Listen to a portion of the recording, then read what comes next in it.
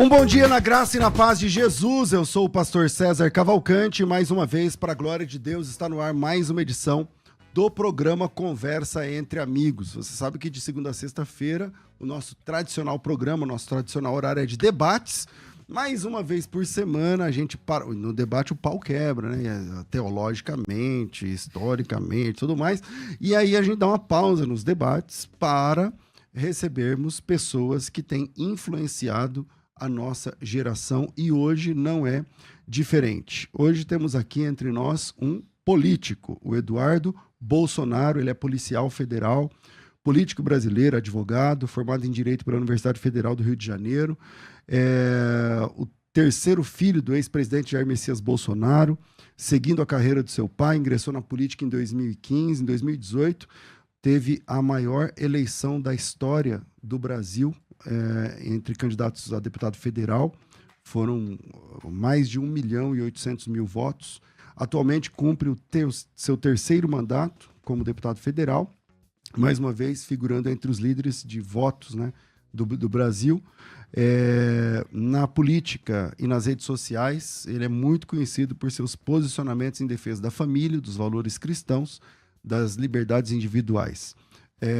Na vida pessoal, ele é casado com a dona Heloísa Bolsonaro, que manda nele, não pode, que manda nele, e ela também é psicóloga, e ele é pai da Georgia, falei certo?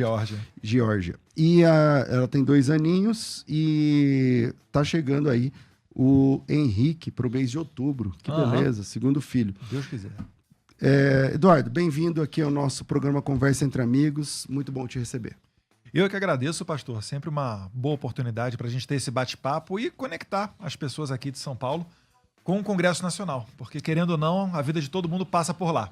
Legal. Bom, como primeira pergunta, eu quero dizer o seguinte: vocês, os Bolsonaros, né, a começar do seu pai, você, seu irmão, sempre tem uma votação... Valeu, Thaís. Sempre tem uma votação muito expressiva entre os evangélicos. Você, vou falar só você aqui.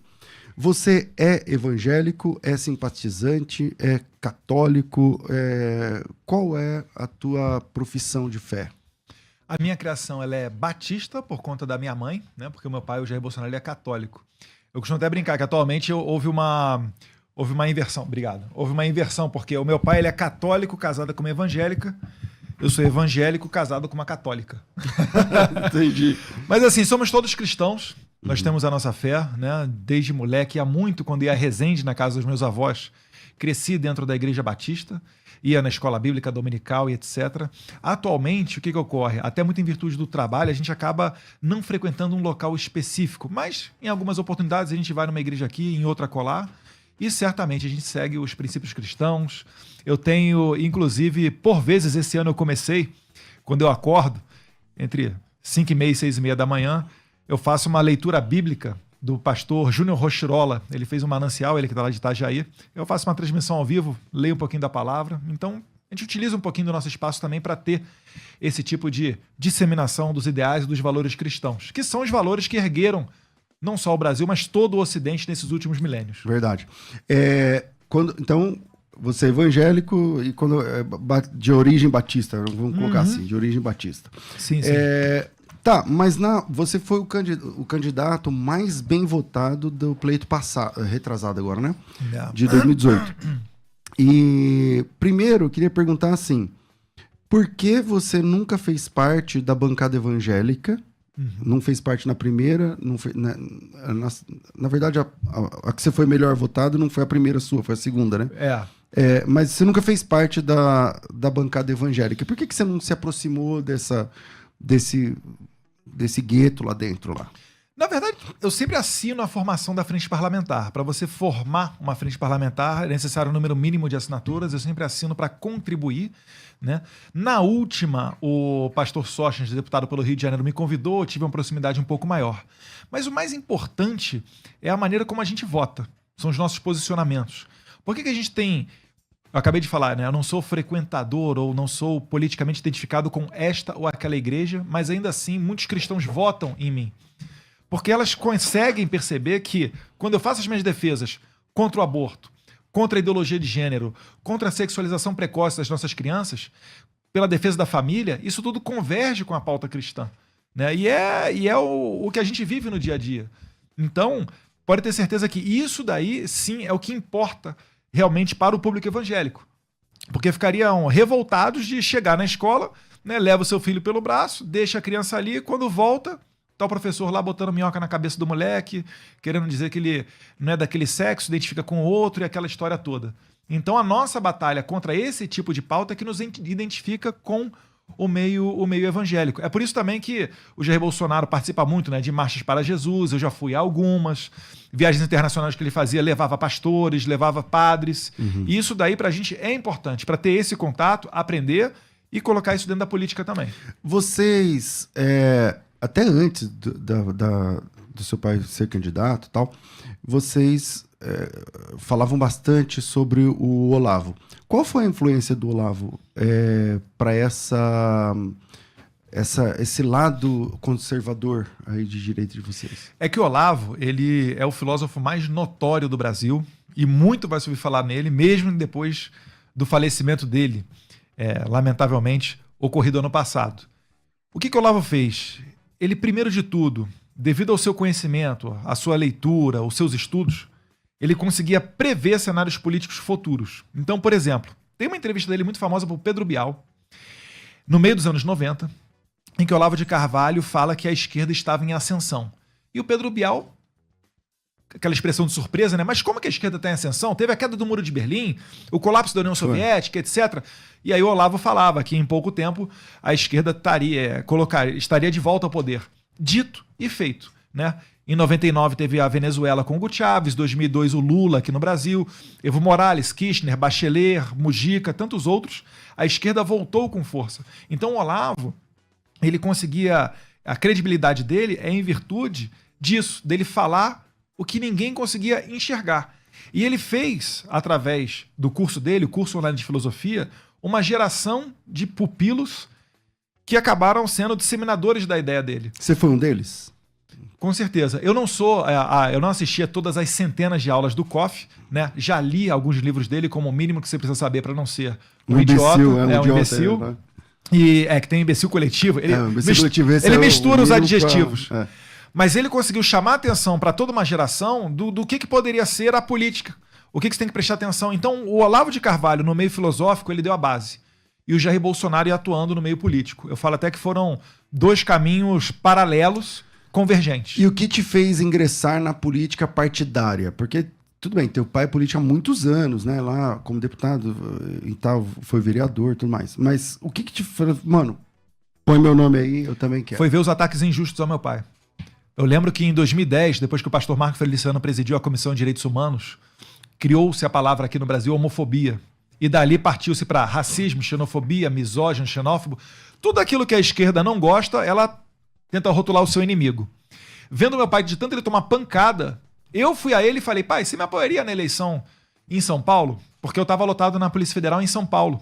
Eu não estava no Rio de Janeiro à época. Aonde? Você estava lotado onde? À época eu estava saindo do aeroporto de Guarulhos e indo para Lapa, aqui na capital. E aí ele falou, olha, vamos tentar. Então fizemos um projeto, gastei cerca de 50 mil reais naquela oportunidade, 2014, e fui o terceiro mais votado ali do PSC, né, o pastor Marco Feliciano, 2014. Então o pastor Marco Feliciano foi o que arrebentou de votos, ele teve mais de 400 mil votos. Foi. E isso tornou a legenda mais suave para que eu pudesse ter sido eleito. Ele te ajudou, te puxou. Sim, sim. Também. Então, na verdade, foi uma revolta pelas injustiças cometidas contra o meu pai. E por ter o sobrenome Bolsonaro, eu poderia estar em qualquer lugar do país no serviço público, não ia adiantar. Eu já tinha um X nas costas que se chama Bolsonaro. E então eu tentei transformar desse limão aí uma limonada, dei sorte, né? Fui eleito e depois de 2018 essa votação impressionante. Cara, e como é que é? Porque assim, quando que nasceu essa... Quando que vocês perceberam o tamanho que o teu pai alcançou? Porque, vamos lá, você tá falando de 2010. 2010 eu lembro bem dos embates, né? Luciana Gimenez, exato, os bate-bocas e tal. Beleza, Jô, ele foi no Jô, beleza. Só que ele não era desse tamanho. Ele não era desse tamanho. Tanto é que tem vídeos de jornalistas ridicularizando, né? O teu pai, fala, nunca vai ser. Tudo bem. Agora, quando que caiu a ficha para vocês de que era daquele tamanho? Quando ele começou a ser recebido nos aeroportos. Eu falei assim... Certa vez eu puxei ele e falei, pai, é impossível que você não tenha 10% dos votos desse país. Porque ninguém nesse país larga o trabalho, larga os estudos e vai receber um político chegando no aeroporto da maneira que o senhor é recebido. Às vezes dia de semana. Então aquilo dali eu falei, olha, dá para ser eleito, dá para chegar lá, tem um caminho. E depois foi corroborado com a facada, né? Ninguém vai dar uma facada num candidato que não tem chance de ganhar. Então, todos aqueles inimigos, né, o pessoal que faz aquelas pesquisas falsificadas, especialistas políticos, analistas pagam a peso de ouro, às vezes até com dinheiro público. Quando esse pessoal começou a focar e atacar ele, parou de ridicularizar, porque o processo é esse. Primeiro eles tentam ignorar, quando não conseguem mais esconder, eles ridicularizam, e quando percebem que vão perder, eles atacam. Então, nesse momento, assim, até o próprio Jair Bolsonaro já falou em entrevistas. Quando ele tomou a facada, ele falou, olha, é porque realmente a eleição tá praticamente ganha. E assim foi. Aonde você estava quando ele tomou a facada? Eu estava em Mogi das Cruzes. Você também estava em campanha, né? Tava. O assessor me ligou. Hoje em dia é até mais tranquilo falar um pouquinho com relação a isso, mas na época foi muito complicado. E, enfim... E depois o Flávio Bolsonaro, ele deu um tweet falando que não foi grave porque o ferimento não estava sangrando tanto, né? Aí ele pensou que era superficial, quis tranquilizar as pessoas e deu um tweet. Mas conforme as notícias vinham vindo da gravidade do problema, aí eu entrei no carro e um amigo nos levou até Juiz de Fora. Então, umas 5, 6 horas de viagem, a gente chegou lá e ele já tinha sido acabado de ser operado. Enfim, mas graças a Deus tudo se resolveu bem. Bom, deixa eu entrar em alguns assuntos aqui da área da sua área da política e tal. O Conselho Nacional de Saúde aprovou no dia 20 de julho, agora, na 17ª Conferência Nacional em Brasília, a Resolução 715, que está dando o que falar aqui de 2023. E isso tem causado uma grande polêmica, principalmente no meio conservador e também entre nós cristãos, já que a Rádio Musical é a principal emissora evangélica cristã aqui em São Paulo e tal. E está gerando essa comoção e esse burburinho todo, porque essa resolução ela aprova a redução da idade de início de hormonização para 14 anos, em tratamentos de transição de gênero. Então, a criança vai poder começar a tomar hormônios pelo SUS, inclusive, né? A legalização da maconha também, tem aí questão sobre o aborto e tal. E o senhor, como conservador e cristão, qual o seu posicionamento em relação a isso, posicionamento pessoal, e qual o seu trabalho como deputado sobre isso? Eu sou contrário a tudo isso que saiu nessa resolução. A começar que os problemas de saúde do brasileiro não serão resolvidos com base de maconha, aborto ou mudança de sexo para quem tenha 14 anos de idade, né? É impressionante que no Brasil, com 14 anos de idade, se aquele adolescente matar alguém, ele é considerado inimputável. Ou seja, ele não vai para a cadeia porque as leis consideram que ele não tem discernimento suficiente para distinguir o bem e o mal. É isso. Agora, para mudar de sexo, ele tem esse discernimento? Então, esse tipo de política, que muitas vezes não tem volta, né? A gente está falando aqui até de mutilar, no caso dos homens, se for no caso das mulheres, os seios, mas de mutilar aquela criança, aquele adolescente.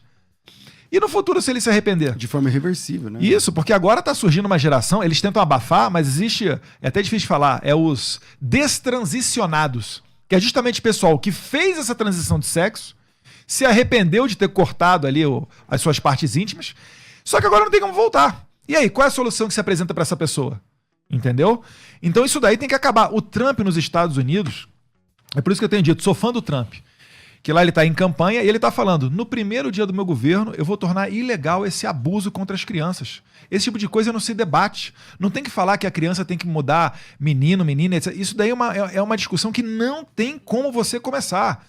É tipo você discutir, enfim, pena de morte para bebê. Não tem como. É igual aborto. Não tem como você discutir esse tipo de pauta. Então eu sou contra todas essas questões. Entrei com aquilo que a gente chama no Congresso de PDL. PDL é o quê? É um instrumento para você derrubar essa resolução do Conselho Nacional de Justiça, que foi assinado pela ministra do Lula, Anísia, Anísia. E ela, lembre-se, né, o Pazuello foi muito criticado durante o governo Bolsonaro porque ele era general e estava no Ministério da Saúde. A atual ministra da Saúde é uma socióloga. Cadê os críticos para falar que ela não tem conexão com a pasta da saúde? Enfim, é uma total aberração. O que eu lamento, e finalizo aqui, é que o público cristão, muitas das vezes, ele cai nas armadilhas de político. A carta do Lula aos evangélicos durante a campanha eleitoral, ele disse categórica e expressamente: sou pessoalmente contra o aborto. Vou salvar as famílias livrando-as das drogas. E agora ele faz justamente o contrário. E quando a imprensa vai bater, não tem nem, às vezes, a decência de falar o nome do Lula. Fala, não, a ministra fez isso. Não, isso é uma resolução do conselho. Mas calma lá. A ministra do Lula está assinando essa resolução. Então eu estou junto lá com a deputada Cristonieto, o senador Magno Malta, para derrubar isso daí dentro do Congresso. Bom, deputado, um outro trecho polêmico dessa resolução aprovada é a proposta de tratar terreiros, casas de religião afro, religião de matriz africana, como equipamentos promotores de saúde e cura complementares do SUS. A gente sabe que o Brasil é um estado laico. E a pergunta Imagina se tivesse ali colocando as igrejas evangélicas para fazer um tratamento suplementar do SUS. A pergunta Deus. Pode isso, Arnaldo? Claro que não. Claro que não. Inclusive, na coletiva de imprensa que a gente fez essa semana lá no Salão Verde, o senador Magno Malta, que estava encampando essa luta contra a Resolução 715, ele falou, olha, faltou aqui uma vírgula. Vírgula espíritas, vírgula evangélicos, vírgula judeus, vírgulas islâmicos. Porque é o seguinte, por que só considera o candomblé como um meio eficaz e religioso apropriado para você ter um tratamento de saúde suplementar? Que dá para a gente debater, dá para a gente discutir. A esquerda não dá ponto sem nó. É porque quando vier um Eduardo Bolsonaro e criticar essa medida, eles vão falar que eu sou contra o candomblé. Já vão emendar, falar que eu sou contra o negro. Tá aqui do lado aqui a minha assessora, que agora é secretária da Saúde das Mulheres, a vereadora Sonara Fernandes, né? Interior da Bahia, para não dizerem que eu sou racista e contra as mulheres. Mas a esquerda ela faz isso propositalmente para dividir a nossa sociedade. E o que a gente quer, veja bem, não é um privilégio para o mundo evangélico. A gente quer uma questão de isonomia. O artigo 5º da Constituição fala: todos somos iguais perante a lei. Ou todos somos iguais ou não somos. Então é uma crítica a ser feita, mas que precisa de coragem. Nem todo mundo vai colocar a cara a tapa porque é candomblé, politicamente correto, vai se desgastar com essa ou aquele segmento da sociedade. E assim que a esquerda vai conseguindo reunir todas as minorias para ser contra os seus inimigos políticos, no caso eu, né? E aí falam que é nazista, sexista, misógino, xenófobo e toda sorte de coisa. A esquerda, ela alcançou o poder agora com o discurso da defesa da democracia, né? Gostam de taxar o ex-presidente como antidemocrático, não sei o que e tudo mais. E também contra o autoritarismo. Como você vê esse fenômeno? Será que a esquerda é mesmo mais democrática e favorece mais a liberdade de expressão do que a direita? Com certeza não. E eu não sei nem por onde começar, porque é o seguinte, né? Os caras que se dizem democráticos, o Lula é muito democrático, né? Recebeu Maduro. Maduro é o maior assassino da atualidade, é o narcoditador mais assassino e sanguinário da atualidade. Promoveu o maior êxodo migratório da história da América Latina. A crise migratória que a Venezuela faz é muito maior do que a crise migratória da guerra da Síria ou da guerra da Ucrânia. Esse é o cara democrata? Estamos falando de censura. Poxa, eles querem fazer um projeto para regulamentar a mídia e regulamentar as redes sociais, criando o texto do Orlando Silva, original do Partido Comunista do Brasil, né? O cara, colega do Lula, de cozinha, falando que criaria uma agência para fiscalizar as redes sociais, de modo a dizer qual post é democrático ou não, qual propaga fake news ou não. Mas quem decide isso? Quem tem que decidir é o consumidor. Olha só, vamos lá. Se eu quisesse, por exemplo, será que a esquerda toparia? Se eu quisesse criar um órgão para regulamentar as redes sociais e combater a fake news, com o indicado do Eduardo Bolsonaro para ser essa pessoa? É claro que eles não gostariam. Não vão gostar dessa ideia, né? Porque isso, faz sentido, por quê? Porque isso daí é inseparável a nossa visão política das nossas atitudes. Então, veja só, eles querem criar uma agência que para quem leu 1984, né, de George Orwell, sabe que na verdade é um ministério da verdade, para censurar os seus opositores. Eles não têm problema nenhum com isso, porque para eles os meios justificam os fins. E os fins deles é aquela sociedade igual. A igualdade buscada pela esquerda, ela já existe no mundo, em Cuba, na Venezuela, na Coreia do Norte, que é a igualdade na pobreza. Como você não tem como gerar riqueza a partir do nada, mas você tem como dividir a riqueza dos ricos, eles pegam o rico, tributam até dizer chega, transformam o rico em pobre, fica toda a população pobre. No entanto, uma casta, um segmento da sociedade vai muito bem obrigado, que são sempre os ditadores, os colegas do partido. Se você for na Venezuela, você vai ver que só tem um gordinho lá, que é o Maduro. O resto da população não tem nem mais osso e nem cachorro na rua para comer. Bom, nessa terça-feira, dia 22, durante uma sessão da Câmara Municipal do Rio de Janeiro, o vereador Beni Brioli, do PSOL, um parlamentar que é uma pessoa transgênera, afirmou que pretende continuar, abre aspas, entrando no banheiro em que a sua esposa, suas filhas e que todo mundo estiver. O vereador Douglas tem se envolvido na promoção de um projeto de lei, uma PL, que procura proibir que mulheres transgênero, ou seja, pessoas que foram designadas como homens biológicos ao nascerem, de acessarem banheiros femininos. O deputado, qual é a sua opinião para essa tensão que está crescendo cada vez mais? Eu me lembro que teve uma tensão dessa, que teu pai foi contra lá atrás, 2010, 2011, mas volta e meia esse assunto vai voltando, e esse último aconteceu na última terça-feira. Um vereador do Rio de Janeiro falando: eu vou entrar no banheiro que a sua mulher tiver, eu vou entrar no banheiro que a sua filha tiver, e já era. Como você vê isso? E eu já emendo nessa pergunta também essa questão da linguagem neutra, que entrou até na Câmara. Tem deputados falando assim e tal. Banheiro unificado, bora lá.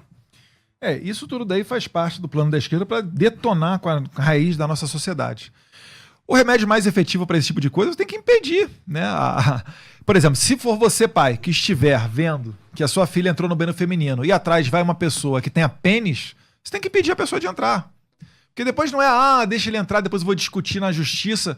Aí já foi o dano, já foi o constrangimento. Tem uma nadadora americana, o nome dela é Riley Gaines. Ela relata que ela foi fazer uma competição universitária nos Estados Unidos, ela que nada a vida inteira de maneira profissional, e colocaram lá um homem que tinha feito um tratamento hormonal de algum tempo, né, com hormônios femininos, para competir com elas. Resumindo, o cara era o número 400 e não sei quanto do ranking masculino. Quando começou a competir com as mulheres, ele tá quebrando todos os recordes nas piscinas lá dos Estados Unidos. O nome dele ou dela é Lia Thomas. Ela falou que além dela perder o espaço e as medalhas para esse cara, ela ainda chegou no vestiário e se deparou com um cara com a genitália masculina intacta, quando estava colocando lá para colocar o seu maiô, colocar sua vestimenta para ir nadar. Então esse é o tipo de constrangimento que a gente está falando. Não tem como você aceitar na sociedade esse tipo de coisa. Então não tem o que você discutir. É bem simples. Quem tem pênis vai no banheiro masculino, quem tem vagina vai no banheiro feminino. Agora, falar isso virou sinônimo de extremismo, etc. Enfim, isso daí é uma pauta que, na verdade, divide a nossa sociedade. Agora, se quiserem criar um terceiro banheiro ou etc., eu não me preocupo com isso, eu não tenho preocupação. Agora, a minha maior preocupação é o quê? É da minha filha e da minha esposa entrar no banheiro e tá um homem lá. Não faz sentido isso constranger 99,9% das mulheres do Brasil para que 0,001%, que, porventura, né, nem todos eles vão no banheiro feminino, mas que, porventura, queira utilizar o banheiro feminino. Não faz sentido esse tipo de política. E a outra questão da linguagem neutra. Isso aí força os parlamentares a apresentarem projetos de lei, como já teve em Santa Catarina, um exemplo de sucesso da deputada Ana Campanholo, para proibir esse tipo de uso de linguagem, porque vai confundir a cabeça das crianças. E, mais uma vez, você vai criar um constrangimento, inclusive para a sociedade surda, que vai ser... Muitos deles fazem a leitura labial e vão começar a ter problemas com isso. Será que alguém se sente ofendido porque você usa o artigo definido masculino ou feminino? É claro que não. Agora, a linguagem é uma maneira de você dominar a sociedade. Vou dar um exemplo que vai ficar bem claro. Quando você para de chamar o bandido de bandido e chama ele de suspeito, Daqui a pouquinho você tá vendo notícia na imprensa falando que a polícia reage a assalto e mata estudante, como eu já vi. Falei, calma aí, a polícia não reagiu a um assalto e matou. O policial não reagiu a um assalto e matou um estudante. Ele matou um assaltante, um ladrão. Agora, nesse jogo que você vai mudando o tipo de linguagem... Através da linguagem, né? Daqui a pouco você vai achar o quê? Que o bandido é o bonzinho. E na cabeça do doente mental de esquerda, o bandido ele é um bonzinho. É um cara que não teve a sua oportunidade na sociedade capitalista malvadona, se insurgiu contra essa sociedade, pegou uma arma e começou a praticar roubo. Mas eu falo, calma aí. Da mesma favela ou do mesmo local pobre que vai sair esse ladrão violento, é uma maioria de trabalhadores. Então o problema do bandido não é que ele não teve oportunidade na sociedade, é que ele não quis ralar, acordar cedo, pegar ônibus e tentar se desenvolver na vida. A diferença de um bandido que mata para roubar um celular, depois sai pela delegacia sorrindo pela porta da frente, e nós que trabalhamos, é uma diferença de valores na cabeça dele. Deputado, aproveitando esse assunto, a gente parou aqui no último bloco, na sua opinião, qual o real risco de termos algum tipo de cerceamento dos valores cristãos? Por exemplo, escolas confessionais sendo desacreditadas pelo MEC, por não ensinar a ideologia de gênero. Então a gente saiu agora da história dos banheiros nas escolas e tal. Qual é a sua opinião sobre isso? Tem algum tipo de risco dos valores cristãos serem, de alguma forma, cerceados? Risco não, existe uma agenda em andamento, né? Por exemplo, a Agenda 2030 da ONU e por aí vai. É claro que eles vão sempre pelas beiradas. A pandemia foi um ótimo exemplo disso, né? As pessoas que consideram a sua fé, né, a sua salvação, muito mais importante até do que a nossa vida aqui no planeta Terra, elas foram impedidas de exercitar a sua religião, mesmo com o Estado sendo laico, garantias constitucionais de liberdade religiosa, a título de que, não, é para evitar a contaminação do vírus. Tá, e se amanhã for para melhorar o ambiente no planeta Terra? E se for para salvar? Enfim, dependendo da narrativa que eles coloquem, eles sempre vão ter o subterfúgio para fazer essas medidas. Eles estão proibindo bíblias em escolas. Para quem acompanha os Estados Unidos também sabe que isso daí está acontecendo. Ideologia de gênero lá dentro. Então isso tudo é o quê? É para minar, realmente, existe uma guerra contra os cristãos. Se você for estudar a fundo esse tema, é que eu não quero falar aqui para ir tão profundamente, mas vamos lá. Você vai chegar lá na escola de Frankfurt, nos anos 1920, que desenvolveu a chamada teoria crítica. E a conclusão dessa teoria crítica é que, para colocar o mundo perfeito idealizado por Karl Marx, é necessário destruir a fé cristã. Porque você não vai ter como... Por exemplo, eu estava falando aqui do bandido. Não tem como a gente chegar e falar, o bandido, um cara legal, gosto dele. Não, você vai ter que quebrar todos os paradigmas, tudo aquilo que foi ensinado desde os seus pais para você, para que o Estado entre com uma educação e você passe a pensar igual um comunista, um marxista. A igreja, quando você preza pela família, a transmissão do conhecimento, né, você deixa de lado o Estado. E o comunista, ele quer o quê? Quer que você valorize mais o Estado do que qualquer outra coisa. Se você for num país comunista, você vai ver que não existe um culto a Jesus Cristo ou a um Deus. Eles são normalmente, via de regra, ateus e cultuam seus líderes. É o quadro do Mao Tse Tung, é o quadro do Fidel Castro nas campanhas e assim por diante. Então, como o cristianismo é um obstáculo para o comunismo, eles têm que nos destruir. E vai ser sempre assim. Sempre assim. Agora, vamos lá. Você foi o candidato mais votado em 2018. Mais de 1,5 milhão de votos, cara. É muito voto. Mais de 1.800.000, né? Mais de 1.800.000 votos. 843, 735. É muito voto. Sim. É muito voto. Teu pai ganhou nas duas eleições, né, em 2018 e se tornou presidente. Pronto. Em 2019, em janeiro de 2019, tínhamos a direita, então, pelo menos na cabeça de chave ali. Por que isso não foi resolvido? Essas coisas, elas... Como é que resolve isso, essa questão que você tá naquele falando? tempo havia uma barreira, né? Você não tinha nem sequer projeto de lei da Câmara com força para ser aprovado, tratando de ideologia de gênero, aborto, muito pelo contrário. Todas as medidas da ministra Damares ou dos outros ministérios que versavam sobre isso, o Brasil se colocava contra o aborto em fóruns internacionais, Ernesto Araújo, né, várias convenções. Enfim, essa matéria era sepultada. Ela está retornando agora por causa do governo Lula. saiu do Acordo de Genebra, de outras instituições, resoluções agora dentro do Ministério da Saúde falando de aborto e legalização de drogas. O que aconteceu em 2018? A gente conseguiu brecar um pouquinho dessa agenda, com certeza. Mas a gente também percebeu que só eleger um presidente não é suficiente para a gente ter o Brasil que a gente quer. O povo brasileiro está acordando depois de passar 30 anos com a esquerda nadando de braçada. Olha o STF. Por que o STF soltou o Lula? Porque tinham ali, até pouco tempo atrás, 8 indicados do PT dentro do Supremo Tribunal Federal. Tiraram o Lula da cadeia, transformaram em elegível, deram uma eleição para ele de bandeja. Por que nos Estados Unidos isso não aconteceu? É porque eles são melhorzinhos do que a gente? Não. É porque ali a maioria do Supremo Tribunal Federal norte-americano foi nomeada por presidente de direita. Lá a direita é o Partido Republicano. Então tem uma maioria de presidente de direita lá. Então não tem como a esquerda ganhar o Supremo Tribunal Federal e colocar adiante a sua agenda ideológica. Agora, os Estados Unidos, não é só que elegem presidente de direita. Eles têm think tanks, eles têm, Christian Broadcast Network, Heritage Foundation, eles têm a maior associação do mundo quando se fala em defesa, legítima defesa com relação às armas, que é a National Rifle Association. Eles têm N financiamentos todo ano de pessoas que contribuem um pouquinho e conseguem colocar adiante publicações. Por exemplo, o filme Sounds of Freedom, O Som da Liberdade. A esquerda quis boicotar, não conseguiu.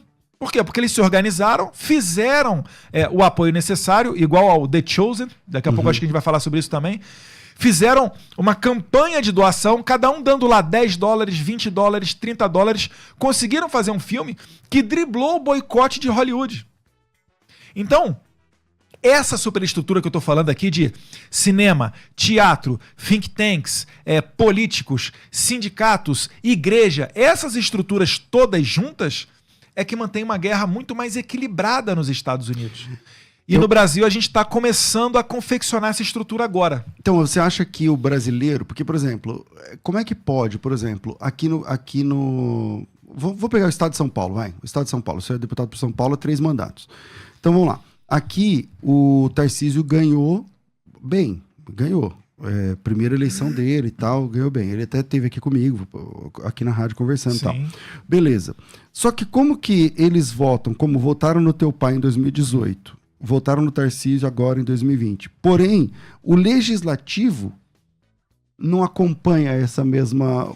Como explicar isso? Porque para mim é uma conta que não fecha. Não fecha realmente. Para mim é uma conta que não fecha. Então, como... Ou a pessoa não conhece o que é esquerda, ou ela não conhece o que é ser cristão. Então, porque votar num expoente do PSOL, ou votar num presidente do PT, acreditando que aquela cartinha que ele fez ali, ele vai honrar?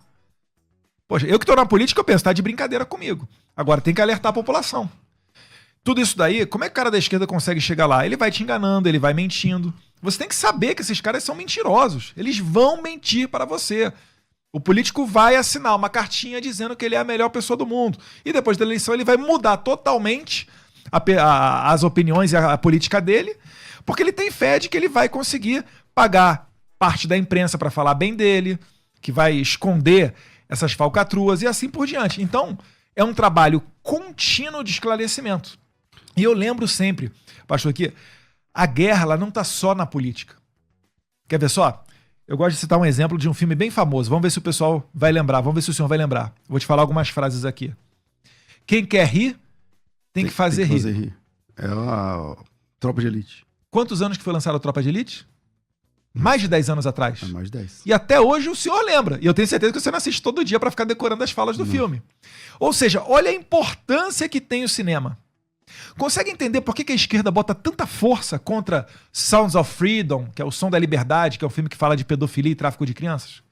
Consegue entender por que o filme bacana demais, que eu fui no lançamento ontem, o The Chosen, mostrando a história de Jesus Cristo, por que Hollywood não financia esse filme? E esse filme tem que fazer o crowdfunding para que o povo cristão dê 10, 20, 30 reais para que o diretor consiga fazer o filme? Porque os filmes marcam. Quando teve 1964 aqui no Brasil, uma parte da esquerda apelou para a luta armada, mas uma parte da esquerda foi para a literatura e para o cinema, porque isso daí conquista os corações e mentes. Aí chega um candidato, que vai ser aqui a Prefeitura de São Paulo, tipo Boulos. Para quem acompanha o Boulos, vai ver que ele só posta sorrindo. É só foto bacaninha. É um trabalho de imagem feito para deixar no passado aquele Boulos de jaqueta preta com um pneu queimando na rua, invadindo o prédio, para ser um Boulos palatável, para ganhar a prefeitura de São Paulo, inclusive com o voto do público evangélico e católico. Para depois da eleição ele vai vir com coisas tipo essas resoluções 715, prevendo aborto, legalização de droga, etc. Aí o povo fala, ai, fui enganado. Foi enganado, mas também deveria ter tido a preocupação de ver um pouquinho quem é esse cara e não se deixar levar por propagandas superficiais. Bom, vamos para um tema polêmico aqui recente que envolveu o teu nome. Durante o Encontro Nacional Pro Armas, em Brasília, você virou alvo de uma representação na Procuradoria-Geral da República, PGR, de uma queixa-crime no Supremo Tribunal Federal também por ter comparado professor doutrinador, aquele professor linha dura, né? É que a imprensa esquece o traficante de drogas. Uhum. A traficante de drogas. Sua fala foi criticada por parlamentares, enfim, pela grande mídia, não sei o que lá. Parece que o pessoal distorceu um pouco o que você falou, porque eu vi o vídeo. Só um pouquinho. Enfim, explica aí qual é a sua fala, o que isso tem a ver, o que o pessoal está falando sobre isso. Quem me representou na PGR foi uma deputada aqui de São Paulo do PSOL. Né? Então, primeiro, já mostra que eu estou certo na minha fala. Né? Porque se o Partido Socialismo e Liberdade, que é o mesmo partido do Adélio Bispo, te processa, é porque provavelmente você está fazendo alguma coisa boa. Eu chamei a atenção ali por quê? Porque professores doutrinadores, eles se aproveitam do segredo das salas de aula para fazer uma lavagem cerebral no seu filho. O traficante não. O traficante ele não tem a audiência cativa do seu filho. O seu filho não é obrigado a ir à boca de fumo. Ele pode até ir lá, mas por um deslize familiar e por livre e espontânea vontade dele. Então, por isso que eu falei que é muito pior o professor doutrinador, porque ele ainda se aproveita daquele momento. Porque a criança é obrigada a ir para a escola, o pai não está dentro da sala de aula para fiscalizar e faz uma lavagem cerebral nela. Joga pai contra filho, né? Fala para as pessoas que não, a religião é o ópio do povo, igual o Karl Marx falava, tentando dizer que a religião é algo retrógrado, que você não deve seguir, deve se libertar disso, enfim. Então, esse era o professor que eu estava falando, que graças a Deus não é a maioria do Brasil. Agora, é óbvio, né? Os meus opositores, que não têm qualquer tipo de escrúpulo, começaram a confundir dizendo que eu estava atacando os professores. Não estava atacando o professor. Minha avó é aposentada, professora. Eu tenho tias, irmãs de Jair Bolsonaro que são professoras. Né? Eu mesmo estou começando agora a fazer cursos virtuais dentro da parte de política. Então não tem essa de vai atacar os professores. Não tem nada de atacar os professores. Tem ataque a pessoas que são mau caráteres, se utilizam, né, do capuz de professor, da vestimenta de professor, para fazer lavagem cerebral em criancinha que não tem como reagir. Essa foi a minha crítica. Em abril desse ano, durante uma reunião da Comissão de Trabalho na Câmara de Deputados, você foi para cima lá do deputado Dionísio Marcon, do PT. Né? A confusão se iniciou após você fazer algumas críticas à esquerda na sua fala, e aí ele então relembrou o episódio que a gente até falou agora há pouco, né, do seu pai, lá da facada e tal, durante as eleições da campanha de 2018, e ele teria classificado o episódio como uma farsa, que na verdade seu pai não tomou aquela facada, que é um fake, não sei o quê. Eles tentam criar essa narrativa. Tem essa narrativa, existe, o pessoal tem essa narrativa aí. E parece que aí você saiu do sério ali na hora. Como é para você falar sobre esse assunto pontual? Eu falo lá desse episódio que você foi para cima do rapaz, do deputado, mas como é para você também lidar com isso sendo filho? Olha, é complicado porque é inseparável, né? Sou filho de Jair Bolsonaro, tomou uma facada, foi uma tentativa de assassinato contra o seu pai, é claro que isso aí mexe com o seu emocional.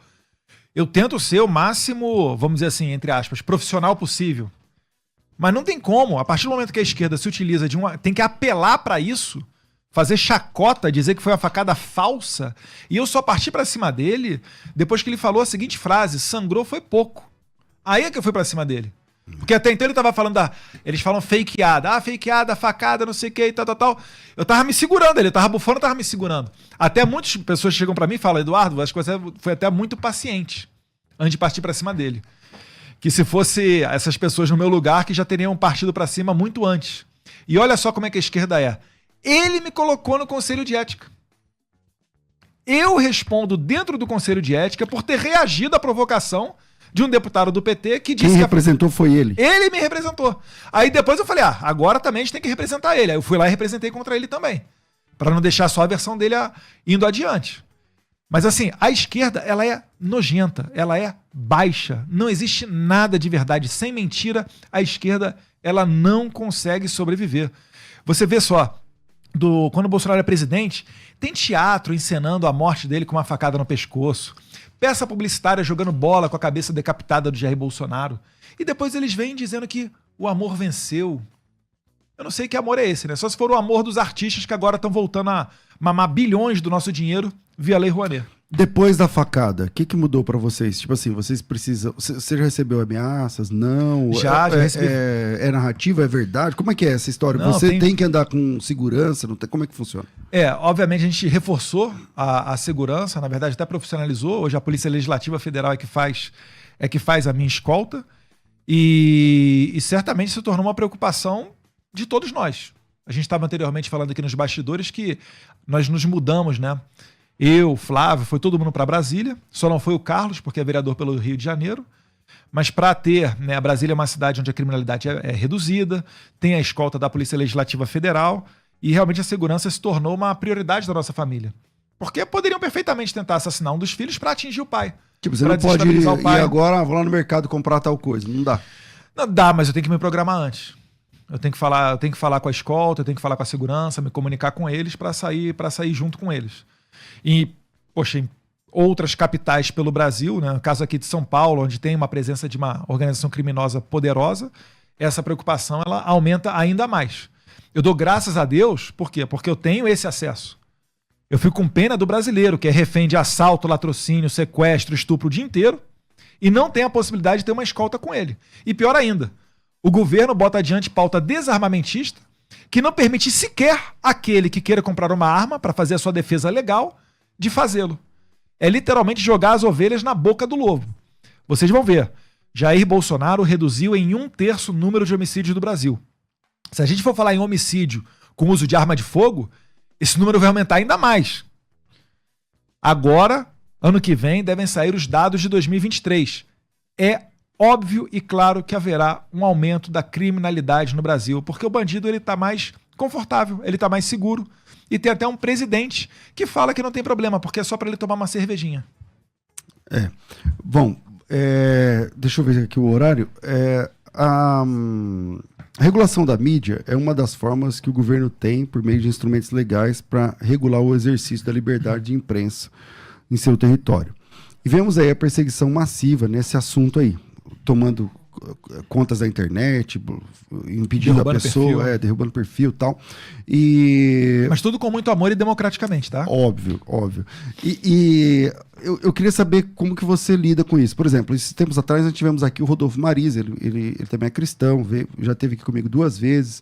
A gente viu uma perseguição grande contra a liberdade de imprensa, inclusive citei aqui o exemplo do Rodolfo e do Thiago, lá da CNN, da Jovem Pan, que foram demitidos. E após essa demissão, né, claro que por livre e espontânea, democraticamente, com muito amor, ameaça fechar as portas por meio de comunicação e até a desmonetizar os canais deles e tal.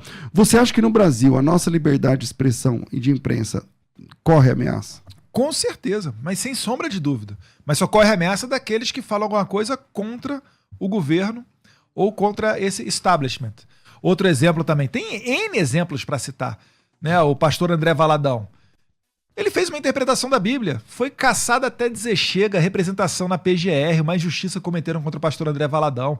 E ele está lá na Lagoinha, lá em Orlando, nos Estados Unidos.